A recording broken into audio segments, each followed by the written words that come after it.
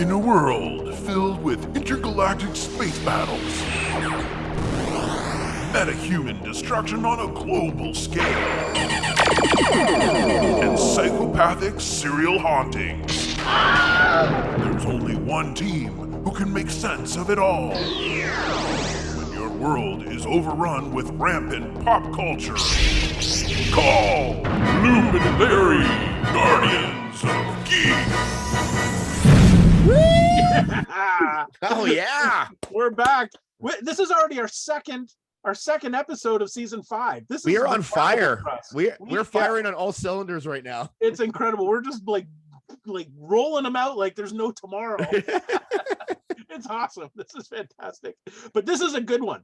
This is an important one. This is our traditional kickoff to the Halloween season, to the spooky season. It is October. Yeah, it is October, and it wouldn't be October on Loop and Larry Guardians of Geek without a very special guest. And the very special guest that we have every year is writer-director David Weiner, who is going to be talking about his brand new part 3 of In Search of Darkness, which we've talked about several times before, and we're just could not be more excited about I'm super excited. And the thing is, during October, traditionally, in the last 3 or 4 years anyways, I've been watching 31 films, horror films throughout, and quite often I'll go to his other docs for ideas and inspiration for some of the 80s films I maybe haven't seen. So we're super excited to have him here today. He's waiting right now. He's in what we call the waiting room, the Loop and Larry waiting room right now. It's not green like normal. This is just a waiting room. No, let's bring him on right now. He's waiting there listening to us gab. So let's put him on right now. Here's David. David, welcome back. This is a big time for us, because we know that the haunting season has begun when famed documentarian David Weiner appears on our program. That's you. But before we go too far into it, we have a little presentation to make, because I don't know if you're aware of this or not, but this is your 5th appearance on Loop and Larry, and 5 times. As such, we have to send you an actual Loop and Larry, an official Loop and Larry certificate of outstanding participation. Wow! Yay! Let me read it to you. Oh my gosh! Certificate of outstanding participation, proudly presented to David Weiner for achieving an unprecedented 5th appearance on Loop and Larry, Guardians of Geek. Woo! All we need is a jacket now. Yep, exactly. So this will be coming to you, so you can mount it in a place of pride in your home. You guys have gone too far. That's you guys, I'm touched. I'm absolutely touched. That's such a, no one has done that for me before. And maybe no one will ever since, but it's quite the honor. Well, I mean, it means a lot to us that you're on the show and that you have these incredible stories to tell us and to share with the people who listen to us and watch us on YouTube, because I mean, you've gone to places that we've only dreamed of going. Yeah, that's right. and you've experienced stories and the people who made them, and those are the people that we grew up admiring and watching. So for you to be on our show and to tell us these things and to share what you've done is just an amazing experience for all of us. I mean, it's great. Well, it's always a pleasure just hanging out with you guys through the ones and zeros, and you guys have gone to some incredible places too, incredible locations and places as well. I've seen your con adventures just by about the Wrath of Con, but you guys really go all out with some of your photo ops, and just you are guardianing the geek. We take our moniker pretty seriously. Well, you use it as a shield and an excuse to be the overgrown children that we all are. Yeah, that's true. And I get to live, I and everyone who watches and follows you guys gets to live vicariously through your exploits as well. So keep it up. It's good stuff. Well, thank you. And speaking of exploits, let's just jump right in. So you're here today because part 3 of this unbelievably extensive look into 80s horror is about to drop. And I don't even know where to start. Well, it's already dropped. It's like now's the time. Right. Iron's hot. And we can get into that, but I am here because In Search of Darkness 3 is finally here, and I'm happy to crow about it.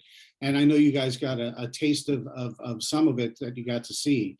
So, ask away.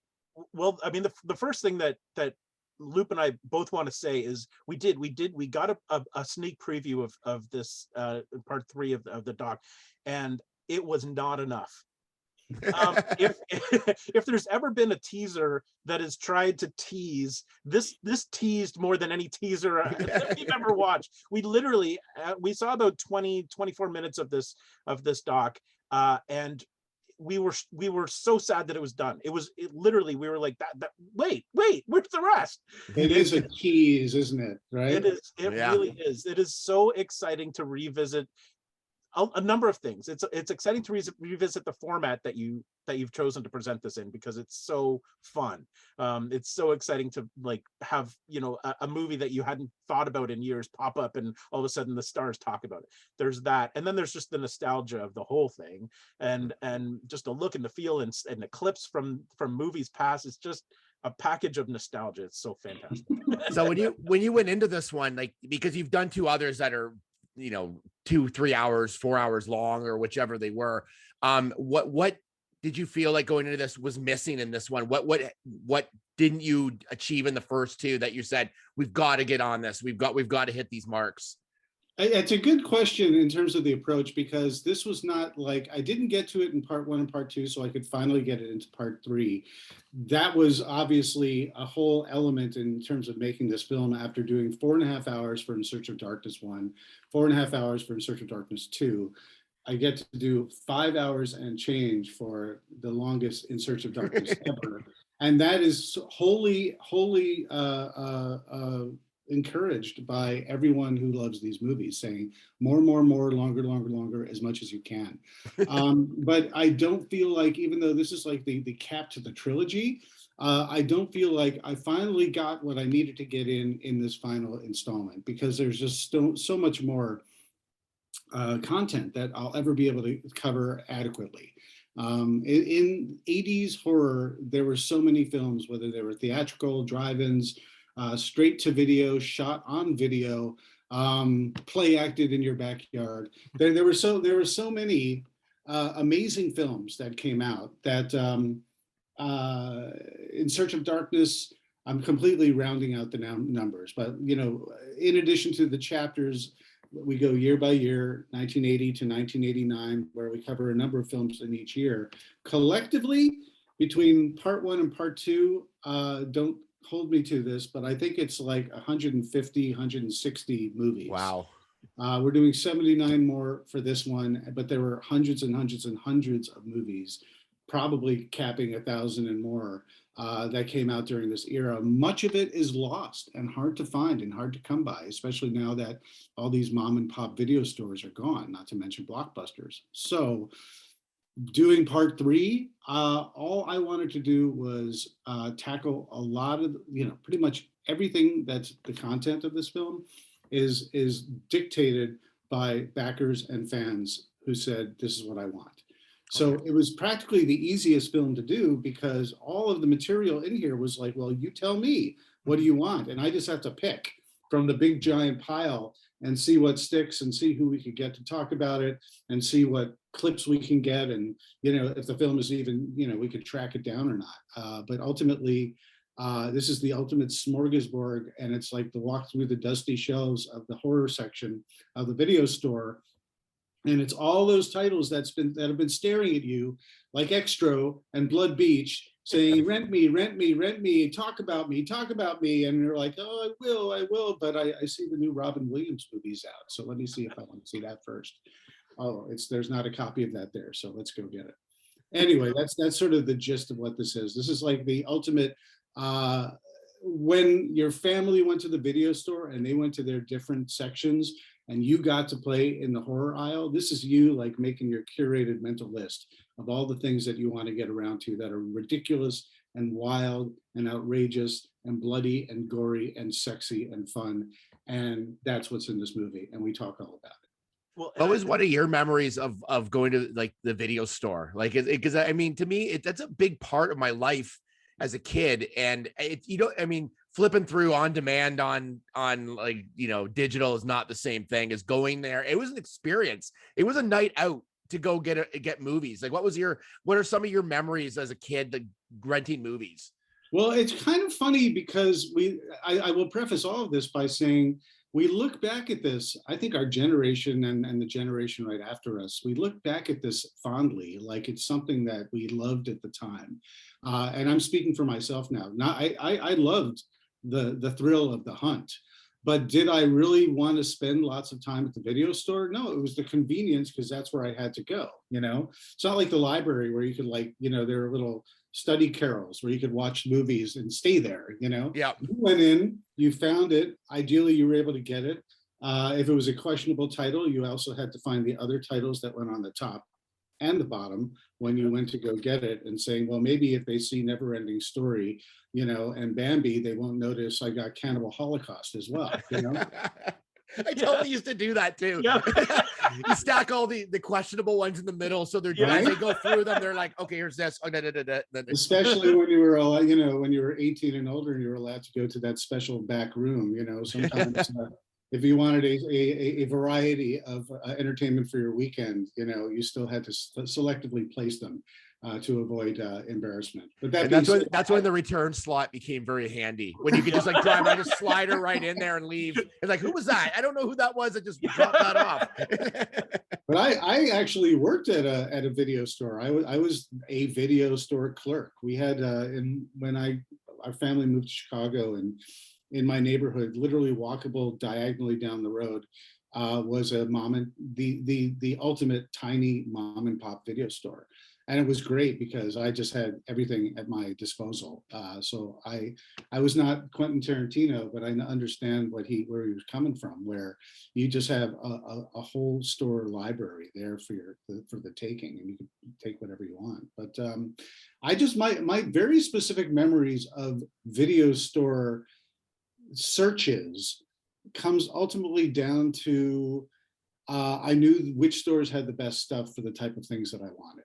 Yeah. And I think we all kind of had that, mental Rolodex of which store carried which types of titles. And I would go to Blockbuster if I wanted the big blockbuster, the literal blockbuster title, because they'd have plenty of them. But usually at the mom and pop stores, I didn't battle and maneuver for these top titles. I went for the deep cuts. And it was usually the stuff that it all comes down to the box art, so you either knew that it came out theatrically and you wanted to get around to it if you didn't see it in the theater or see it again, or very specifically, you're just like, listen, this is speaking to me. This is my movie, and I want to watch this, and I want to watch this when my parents aren't watching me watch it. So can I give a shout out to I guess give a shout out to some of the variety stores that sometimes had like some good pickings. If you you know what I mean, they weren't the big blockbuster stores, but sometimes those variety stores, those corner stores, had some good movies in there that they just bought for whatever reason, and there was some great horror stuff in there if you really looked. It's true. These movies are when you look at In Search of Darkness 1, 2, and now 3, and especially 3 with this very eclectic mix of titles, both international and North American, and lots of Canadian stuff, and in fact, I'll interrupt my own train of thought here. The Canadian stuff is really cool because a lot of it is really kind of quiet. Like, you didn't necessarily know it was Canadian. Like, if it's a Cronenberg film, most people are obviously dialed into the fact that he's a Canadian filmmaker. But we talked a little bit about In Search of Darkness 3, about the Canucksploitation movement in the late 70s and the early 80s, where everything from Prom Night to My Bloody Valentine to Scanners and The Brood, what have you. But even like The Gate, Rock and Roll Nightmare, all these titles are Canadian, very polite. They say A. Sorry, that was. But it's like people don't necessarily know that they're Canadian, but the Canadian government was giving them incentives, tax incentives, and so on and so forth, to make these films, which really helped the explosion coming out of the Great White North. We hide our dark side quite nicely with being polite. That's why we're so polite, is so you don't catch on that we are really twisted inside. Just below the screen, you're like strangling us. Yeah. It really came out in the 80s. We've had to dial it back a little bit since then, but So the whole horror genre thing and video stores is kind of like a chicken and the egg situation, because most people got into, or not most, but people I know, people like me, got into the horror movies through the video stores rather than having seen them in theaters first. So like, I mean, we were of the age where video stores were easier to get into because we were too young to see them in the theaters. But like, I wonder how many people saw these movies in their first run in theaters and then became fans, or became fans after they were released to video and got them in the, do you know what I mean, in these stores. Like, Well, that's an age relevant question, at least specifically because, I towed the line between both. I was a 70s kid and an 80s teen. And so a lot of the movies, I remember being afraid of Dawn of the Dead, but attracted to it as well, because that came out in 74. Am I right there? But Dawn of the Dead was like an early 70s movie. Mhm. And I was old enough to hear people talking about it, but I wasn't old enough to see it. But there was the mystique around it, So when finally it came, even though it came out theatrically when I was really young, I could finally get around to it at the video store.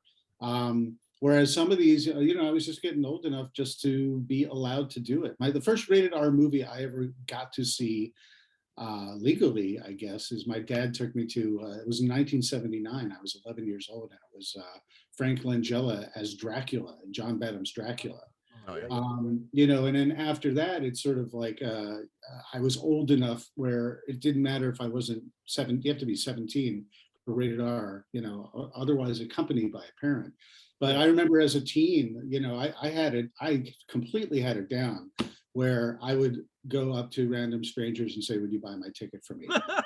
and sometimes I'd even sweeten the deal and I say, "I'll buy you popcorn inside." was that important? It really I was smooth.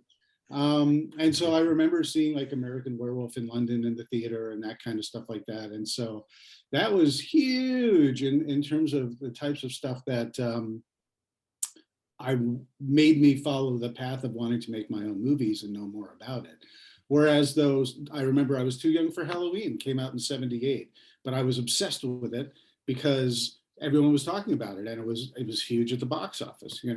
I remember the tie-in novel for Halloween had a picture of a guy with a jack-o'-lantern pumpkin head and a white sheet with a knife. And so I was convinced that was a scene from the movie. I remember Halloween, I was scared witless, but I was also slightly disappointed that Michael Myers didn't walk around with a jack-o'-lantern on his head. Yeah, it's true. I mean, there was definitely the allure of going to the theater to see these things when they were available, but not being able to. I mean, I think it just made it was sort of like they were unobtainable, so it made you kind of want to see them even more. I have a funny little story. When I guess I must have been about 10 or so, when Alligator came out. Do you remember Alligator? Yeah. So Alligator came out, and I was in a theater in Cincinnati, Ohio with my cousin, and we went in to see a movie, and it was a weird setup for this theater where you showed your ticket at the door, you went behind, like through another set of doors where the row of theaters were, so you could literally go into any theater you wanted. I mean, it didn't but my cousin felt like obligated to take me to the proper movie, but I really wanted to see Alligator. And so that was, I mean, I guess that was 40 years ago. I hadn't seen Alligator since then, but it had always been on my mind until I just saw that it was streaming on Shudder, I believe. I just watched it about 2 weeks ago after 40 years of wishing that I had seen this thing in the theaters. And that's how, those sorts of moments stick with you, is, they were so intriguing, and you were so, enthralled by what could be behind that door. Well, that's the thing. It's the mystery of the forbidden fruit, and a lot of it is also the experience that we had seeing the movie versus the movie itself. Exactly. Sneaking into another theater in a multiplex or something like that, or asking someone to get you in there because it's a rated R film and you were going to be carded. you know, or just going with someone, you know, a brother, a sister, a cousin, a family member, a loved one. This is more about the movie than it's more than just the movie. It really is the experience that goes around it. But I think also part of our experience collectively also was the fact that on cable, it was so much easier. You know, I was, unfortunately, I did not have cable TV. It sucked. I bought when VCRs were finally, you know, affordable. I bought that because I knew my parents weren't going to get it. They were like, you know, they were into smoke signals and games of telephone with the wire, you know, the string. So, you know, and I remember it was kind of ironic because as soon as I got that VCR, you know, the VHS player, all of a sudden my parents were like, "Oh, let's read on Golden Pond and let's get." I'm just like, Oh, you no. know, you wouldn't be watching any of this stuff because you didn't get cable, and now, you know, I've enabled you. But listen, it's fine. I love my parents, but it was just kind of funny. But yeah, you know, the cable TV element was, you know, that's where I saw Humanoids from the Deep for the first time. That's where I saw Friday the 13th for the first time. All these great movies, watching them when my parents didn't have any clue that I was watching them. And to this day, my mom's like, you know, David, you're so sweet. How could you make these horror documentaries? You know, it's just like, are you my child? You didn't get it from me. You must be partially Canadian. I don't know.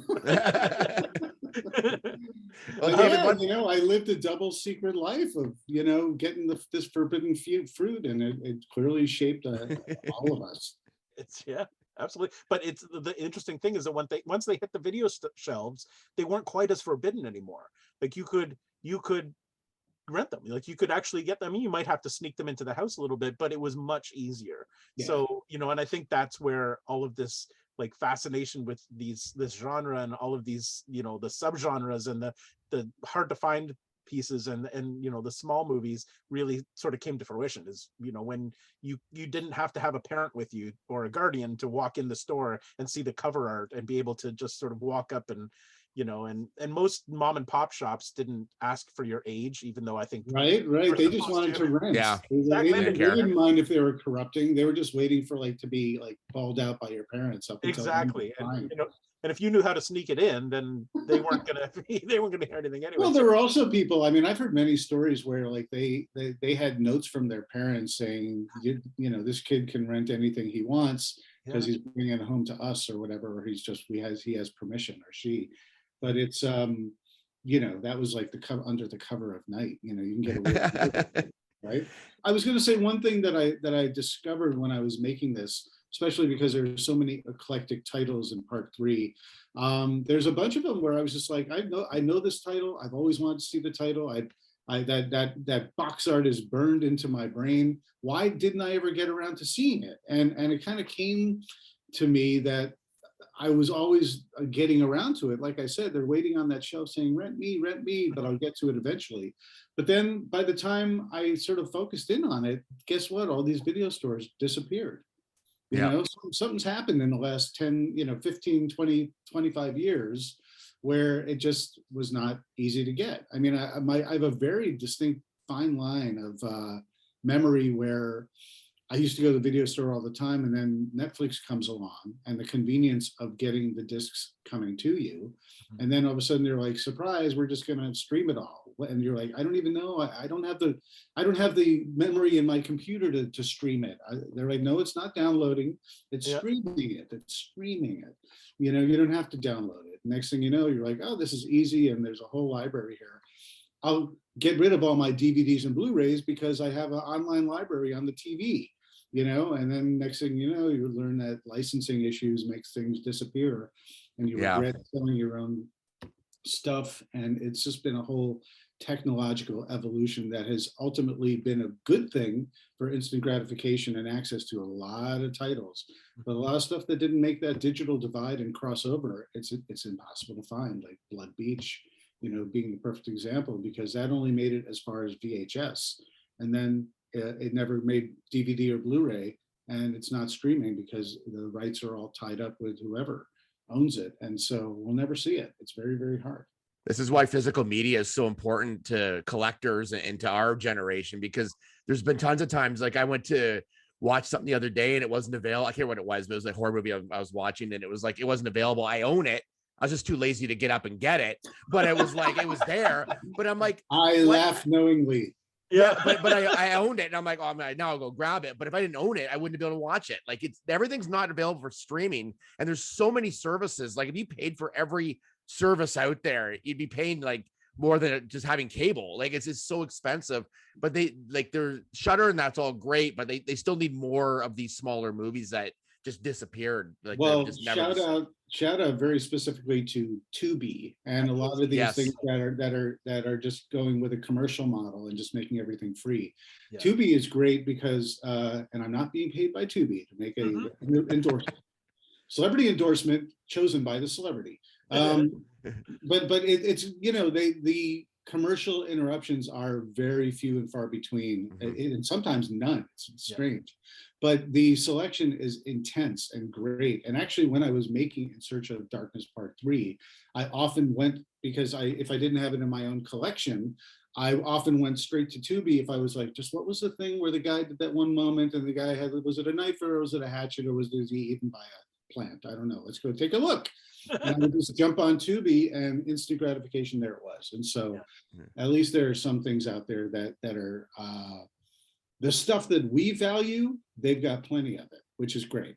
I was gonna say, one of the things in your docs I love. So you go through year to year, which I love, and often you'll focus on different things. But the things I love is the themes. And one of the things that I noticed when we saw the screener was that you did one on Satanism, which is like, I love these like little themes that you'll jump into that sort of take over that whole decade or piece of that decade. And I remember as a kid, this is a twofold question. One of them is, what other themes do you do in this? But the first one is that this is so even now this is still happening. But as a kid, I remember Satanism became such a big thing, whether it was listening to Motley Crue or Kiss or playing Dungeons and Dragons or renting certain movies. Like, everything was going to influence me and make me like a killer of some sort. That's the thing.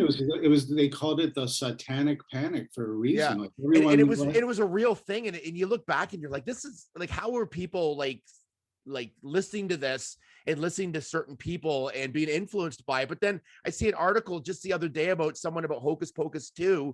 Like, it's exactly what you're just putting in the doc. It's exactly right. The same devil thing. Comes through the television.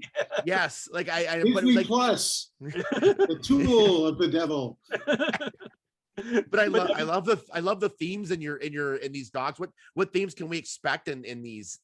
Yeah, well, I don't want to give away too many, but we definitely spend a good chapter talking about the VHS gold rush that we've been sort of, you know, dancing around talking about today, you know, because I think a lot of people, they take that stuff for granted. And I think it's important to create a little context as to why there was this explosion, not only of 80s horror films in general, but a lot of shot on video and straight to video stuff. It was a market that became that exploded and became readily available for Hollywood filmmakers and producers to get their stuff straight to consumers without having to work with Hollywood studios. And it was a gold mine, because when, you know, videotapes were first coming out, believe it or not, a lot of Hollywood studios didn't want to license their material to put on videotapes because they thought that was giving it away. And so indie producers were, mom and pop shops and indie producers were filling that void, and you get this explosion of content, you know, good, bad, and ugly. It's why the shelves were filled.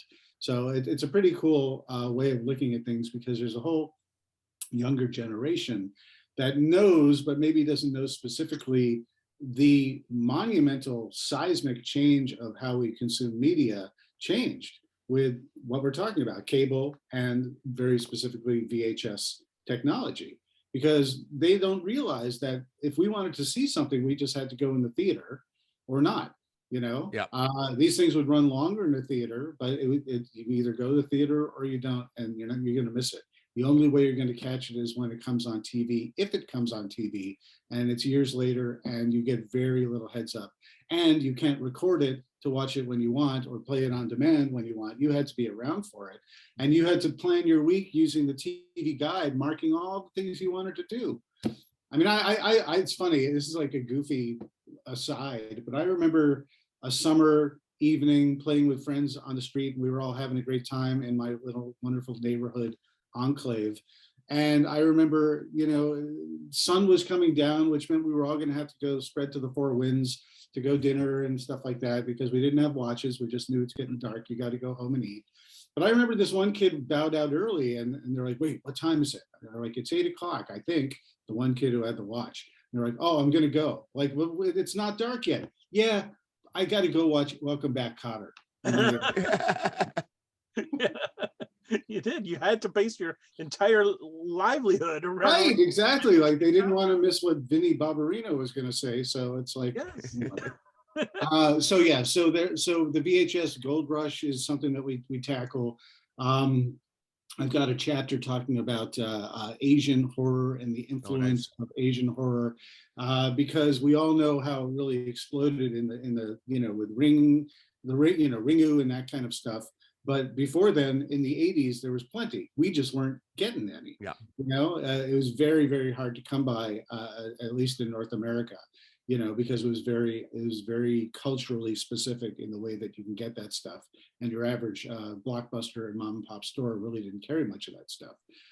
It carried a lot of Italian stuff that was starting to come through. But even then, like my whole discovery of Italian horror came much later, because when Italian horror was finding its way there, if your mom and pop store didn't want to carry that stuff because it was too extreme with some of the titles, you didn't have it, Yeah.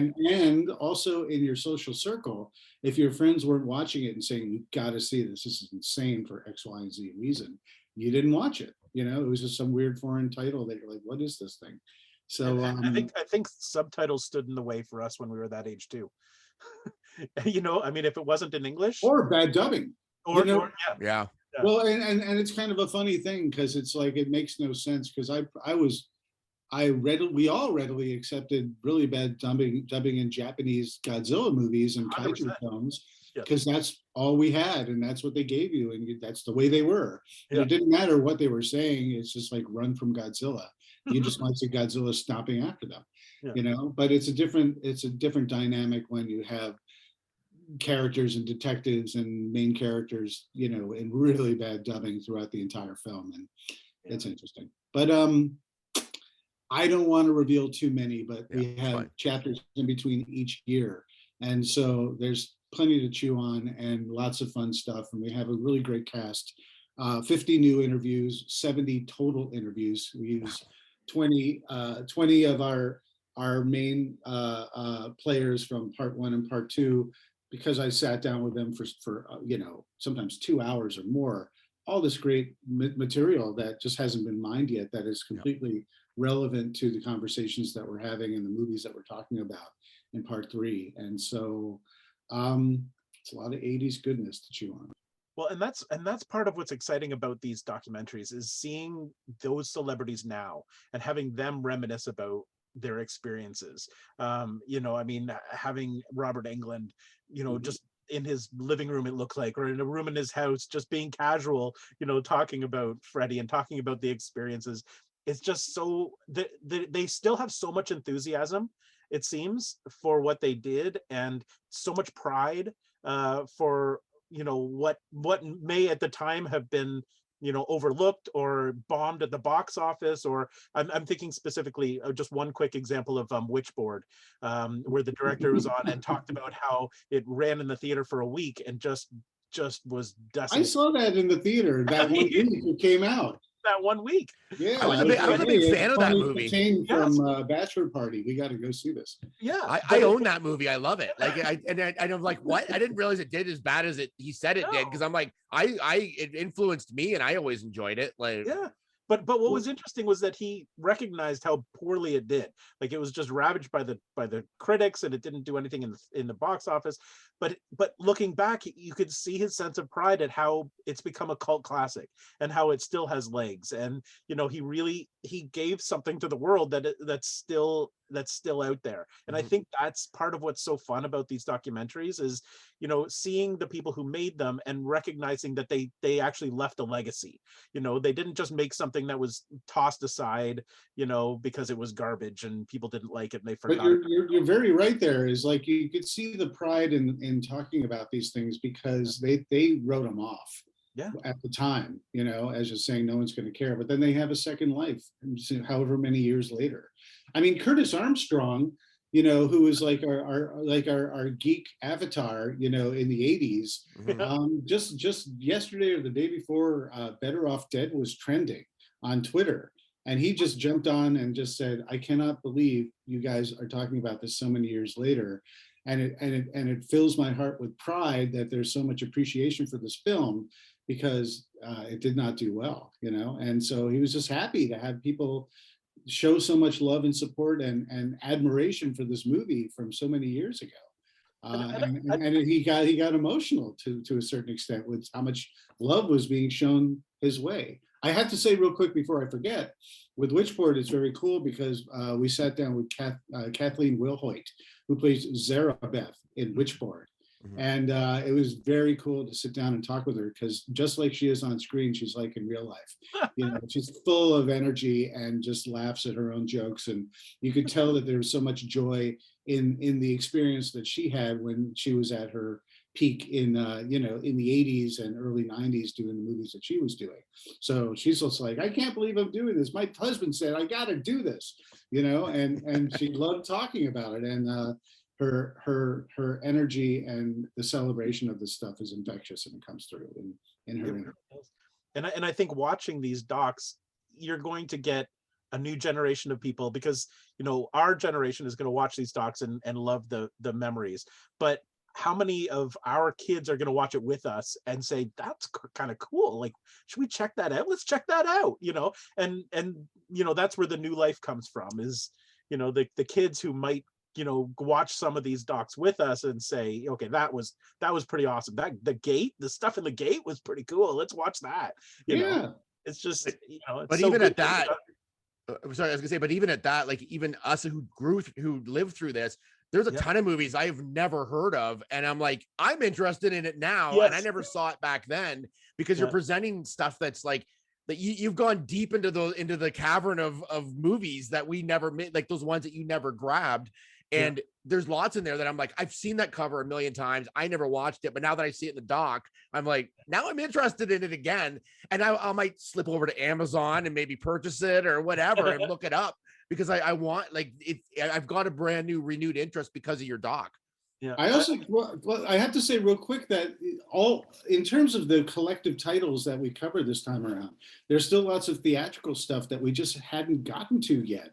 So, you know, Prom Night, you know, Serpent in the Rainbow, Monkey Shines, you know, Jaws the Revenge, you know, it's just like, you know, it's like Alligator, you know, well, it's like Jaws, but it's like, you know, it's like a subgenre of, you know, when nature attacks. You know, I really wanted to put slugs in there, but I couldn't get the full movie in, but there's still a slugs reference at one point.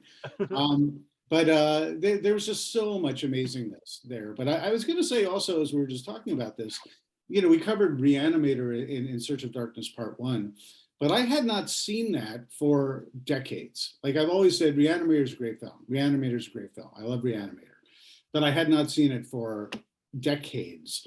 And when I was doing In Search of Darkness Part 1, and I popped it back in saying, well, I'm going to be talking to Barbara Crampton and Jeffrey Combs. Of course, I have to, you know, bone up, do my homework. And I was shocked. I was like, I clutched my pearls. I could not believe how revolutionary that film was because it's badass. It's a punk rock movie in terms of saying, oh, you thought we were going to go there? No, we're going to go there with all this stuff. And it's just outrageous.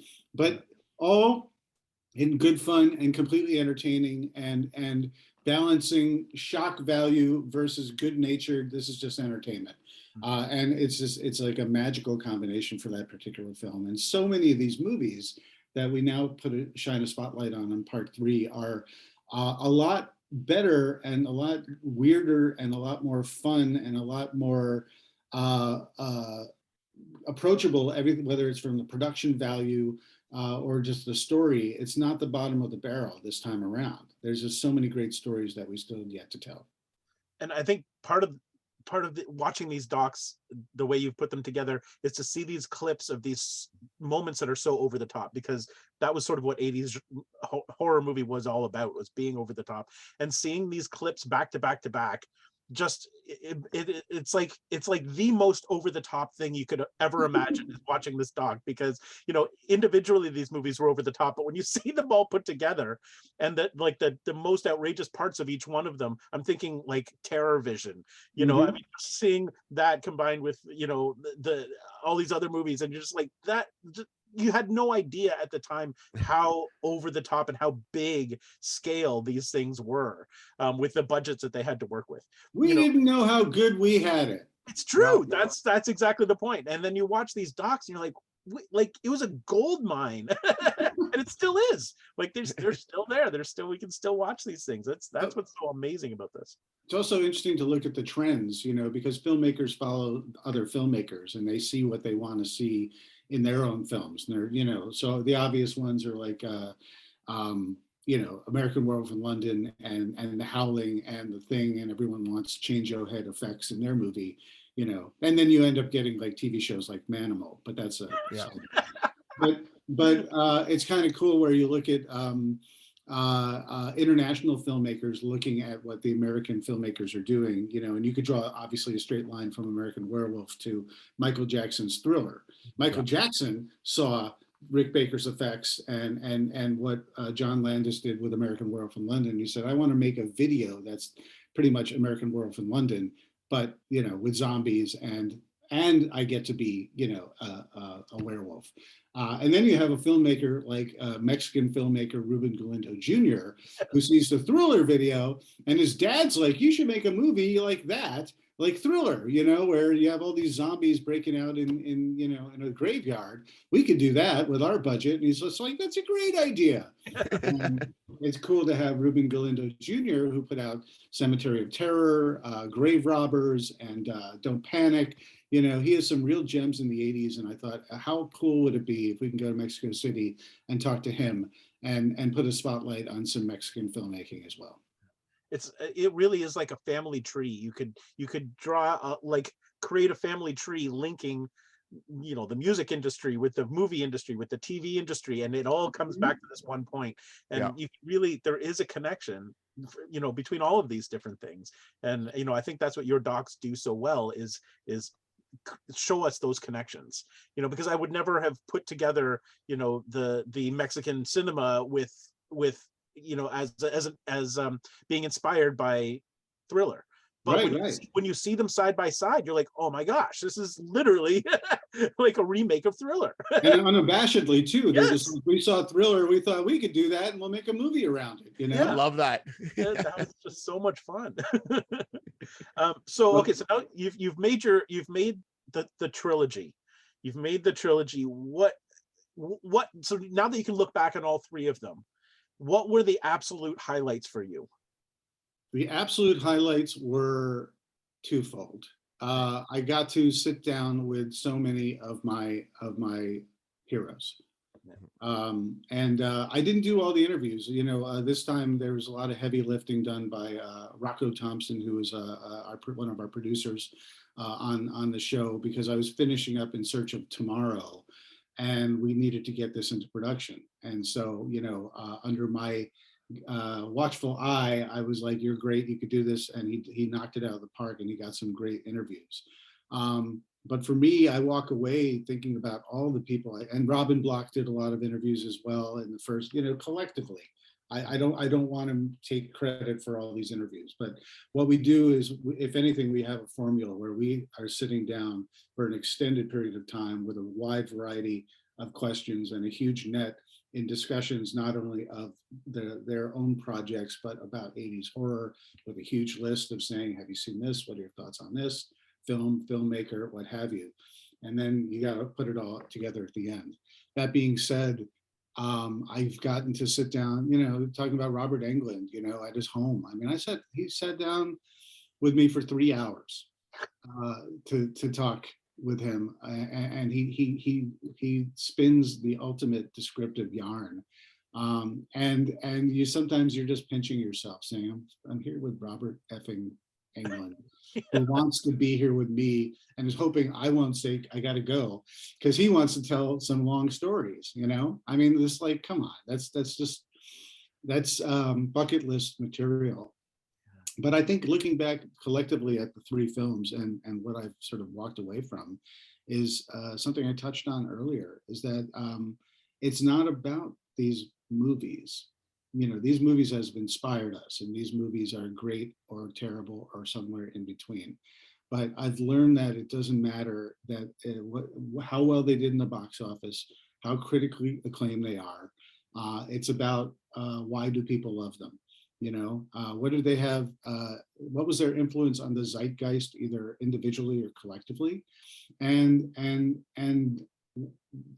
just the recognizing that these are important to me and to you guys and to everyone who watched them, because they had that moment where someone walked in and said, I've got Faces of Death, lock the doors, we're going to watch it. You know, it's a bootleg copy, you know, that Humanoids of the Deep moment, you know, where I was transfixed, you know. These are transformative, indelible memories in all of our lives. And you look back at whether you're thinking about walking through the video store or that secret, you know, screening that you had. It's like a nostalgic, fresh scent, you know, fresh cut grass, or a song, you know, that takes you back. This stuff to us is that important, and it takes us back with an opportunity to relive happy times in our life. And like, if I'm going to be that guy just giggling to myself with a smile in the corner and everyone thinks I'm crazy, I'll take it, because that's what this is given to me. Yeah. And it's given it to us too. You absolutely nailed it. Absolutely. And it's totally made me satanic. So I love that part of it. That's the best part of the whole thing. Yeah, I've noticed that you've got a pentagram carved into your hand. That's yeah, great. well, that's, you know, it's just one of those things. I got to ask a question about, this is super important. Now, there's an important website called 80shorrordoc.com. Tell me what we can do on that if I go to that right now. Yes, strike while the iron is hot, because you're going to regret it later, because a lot of times people's perspectives are, well, I'll get it when it's streaming, or I'll get it later. This is all about creating physical media that you can have in your hands and creating a keepsake for yourself. That's why we do it a little differently. We have a very short window. So it's between now and Halloween night at midnight that you can get your copy of In Search of Darkness Part 3. If you missed Part 1 or Part 2 in terms of getting your hands on that, you could buy the trilogy, where it's just buy the trilogy, or you could buy Part 1 or Part 2, put it all together. But you get cool posters and swag and digital download of the movie and the soundtrack, and other cool things. We have like a membership card this time around, which is fun. Nice. Which has like merch deals with, well-known horror merchants and stuff like that.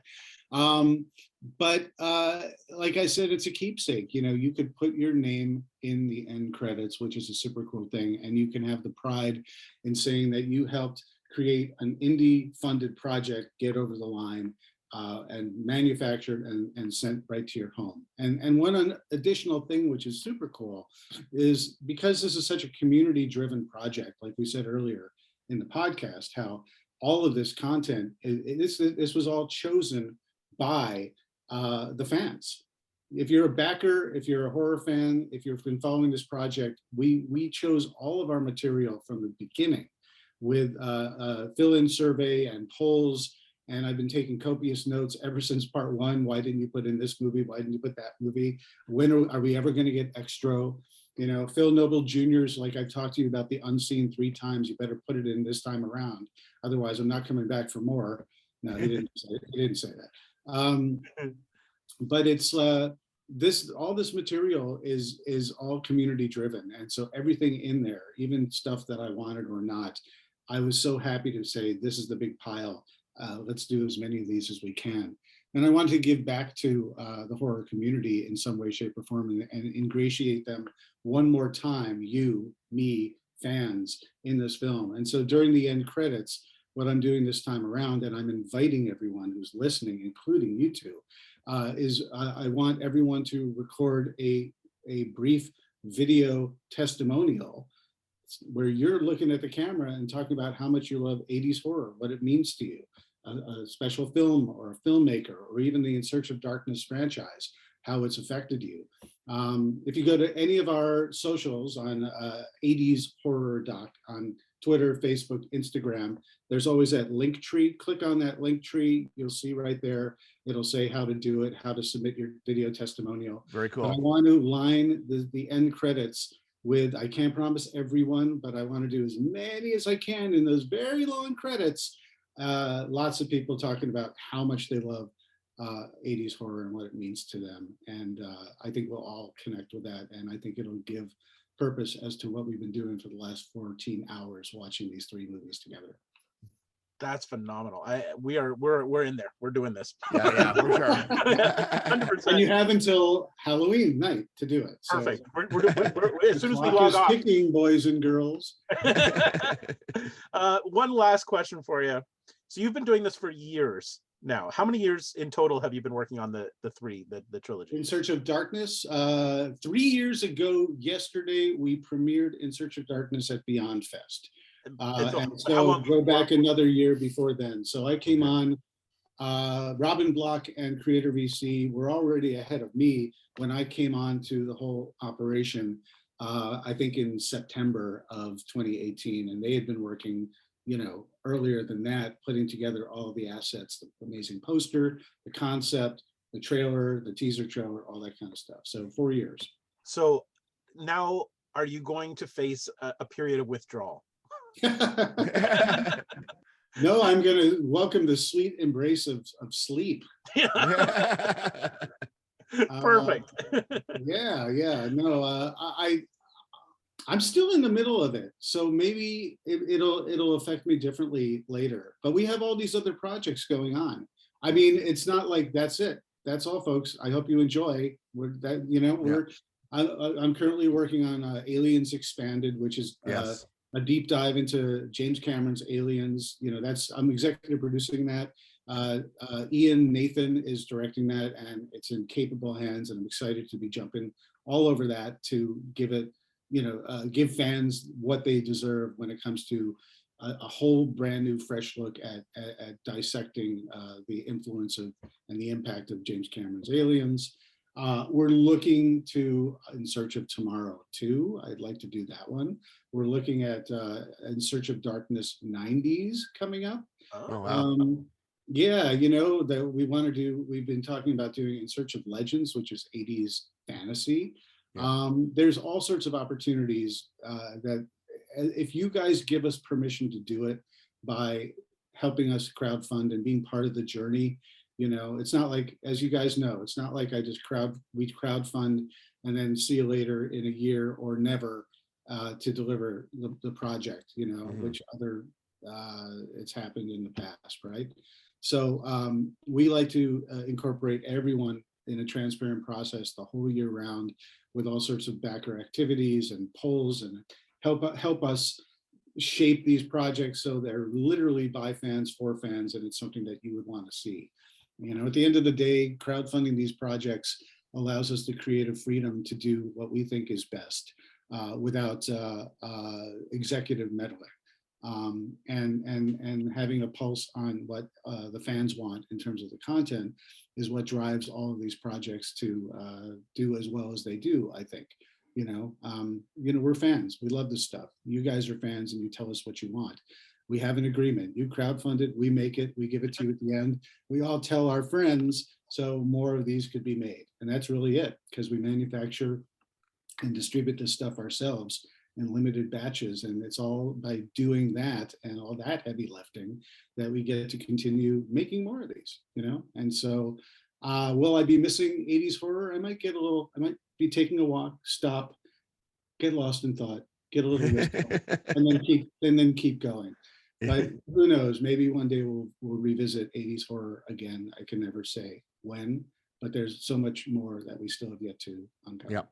Well, we are and will continue to be your biggest cheerleaders, because this stuff is awesome, and we can't get enough. So no matter where you go from here, we will back you. I'm glad you guys have my back. Yeah. I think it's great. I mean, I'm so happy that you gave me a plaque for because it's important for me to talk to you guys because you know what this stuff is all about, and that can't be taken for granted. I really think, and I don't want to get all soapboxy about this, but it's like I believe as we get older, the three of us get older. Sorry, it's the elephant in the room. We're getting older. As we get older, there's a whole generation behind us that looks to us as knowledgeable people who know this stuff. And you don't have to be an expert in the field. You just have to have the experience of saying, I've done this, I've seen this, I love this, I'm passionate about it. That makes you a curator and an expert. And it's important to do, YouTube and podcasts and whatever platform you use. Guardians of Geek is an important statement, helping invite people into so many different facets of the genre that we love. And you guys are doing the right kind of thing because it's fun for you, right? Yeah. Right? At the end of the day, we might have jobs that suck or not, but at the end of the day, what are we doing? We're spending our time doing stuff that we think is important because it gives us satisfaction. And it's completely in our wheelhouse and it's effortless. And all we have to do is talk about it and share it. And so, keep up the good fight. We hope to see you back again with several more projects. Thank you so much, guys. Happy spooky season. Thank you. So how cool was that? Once again. I never get tired of talking to David. Like, these docs are so part of what we grew up with and how we lived, and just to see them again and to hear his stories, it's just, we could do this for hours and hours and hours. And I've said it before, but if you're a fan of horror or even sci-fi or whatever, these docs are so important. Like just the retroness of them, the looking back, the ideas for new movies you haven't seen before. It's all there, and it sounds like 4 hours. I can't believe this, but no, 4 hours flies by when you're watching these. It really does. Like when the In Search of Tomorrow, his sci-fi doc, we had an episode on that too. Is 5 hours long, and like you said, it sounds daunting, but I literally sat for 5 hours. Like after every hour, I thought, okay, I'll just take a break. No, I'll just watch one more. And literally 5 hours passed, and I wasn't done. Like when it was finished, I was ready for more. That's the quality of these things. Like, you really have to experience it. You've never seen a documentary that's this well paced and has this much nostalgia. They're just awesome.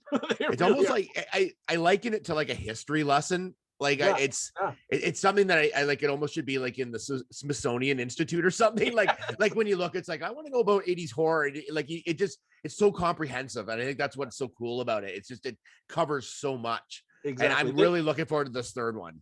Oh yeah, it's based on the 24 minutes that we got to look at. This thing is going to be amazing. It should, like you said, it should be taught in schools. It should be part of like film school curriculum, these docs. I really think so. It's totally cool. Well, thanks once again, everybody, for watching and listening to the show.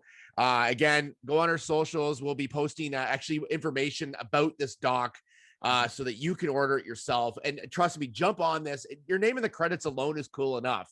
But really cool. You've got to own this and get all three of them. And I remember this. There's a slipcover on this. Oh, I meant to mention that when we were with David. How cool that is that there's an actual slipcover, so you can put all 3 DVDs or Blu-rays into the slipcover and have into like a box set. Like, I'm so excited. I don't know why that's exciting to me, but for us, it's very exciting to have this box set.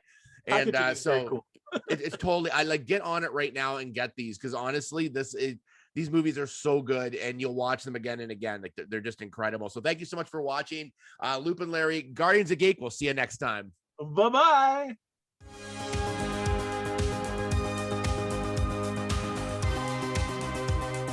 Produced by Matthew C. Loop and Lawrence Simner. A Loop and Larry production. Bueller. He likes it. Hey, Mikey. Bueller. Bad news. Fog is getting thicker. And Leon's getting larger. Inconceivable. Brian's right. It's an elf. Wax on. Does Barry Manilow know that you raid his wardrobe? Oh, Captain, my captain. Life moves pretty fast. You don't stop and look around once in a while, you could miss it. Wax off.